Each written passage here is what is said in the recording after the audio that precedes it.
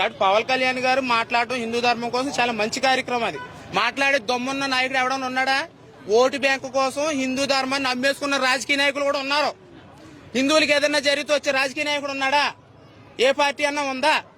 నేను మొన్న ఆవులు పట్టుకున్నాను, నేను గోవులు పట్టుకున్నాను.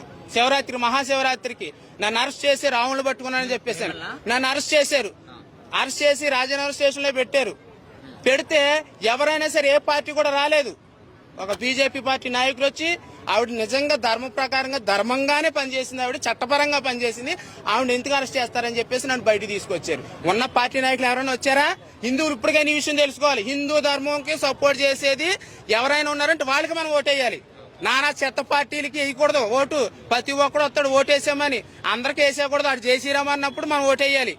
మన ధర్మానికి సపోర్ట్ చేసినప్పుడు ఓటేయాలి. నేనైతే అలాగే వేస్తాను. నేను మరి సెక్యులర్ కుక్కలు ఏం చేస్తారో నాకు తెలియదు. అన్ని మతాలు సెక్యులర్ సమానం అనే సెక్యులర్ గాడికి ఇదే చెప్తున్నాను. మన ధర్మం బ్రతుకుంటే నువ్వు, నీ ఇల్లు, నీ సంసారం, నీ కుటుంబం, నీ దేశం, నీ రాష్ట్రం, నీ ఊరు, నీ గ్రామం బాగుంటది. మన ధర్మమే లేనప్పుడు అవతల అన్ని మతస్థులు పెరిగిపోతారు. మనల్ని వేసేస్తాడు, మన ఆస్తిని దోచేస్తాడు, కబ్జా చేసేస్తాడు.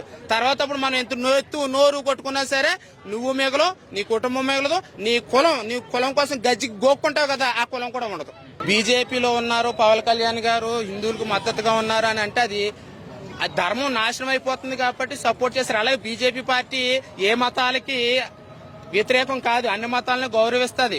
కావాలని బీజేపీ ప్రభుత్వం తొక్కేయాలి, దేశం డెవలప్మెంట్ అవుతుంది, వాళ్ళ మత మార్పిడిలకి గురి అవ్వకుండా చేస్తున్నారని చెప్పేసి అని బీజేపీ పార్టీ మీద బురద జల్లుతున్నారు. దేశం డెవలప్మెంట్ అయ్యిందనుకో, దేశం డెవలప్మెంట్ అయితే అప్పుడు మనం ఏం చేస్తాం, మత మార్పులు చేయడానికి అవకాశం అవ్వదు. అదే దేశం నాశనం అయిపోయి మత కల్లోహలో జరిగేసి డెవలప్మెంట్ లేదనుకో, మత మార్పులు చేయడానికి బాగా అవకాశం దొరుకుతుంది.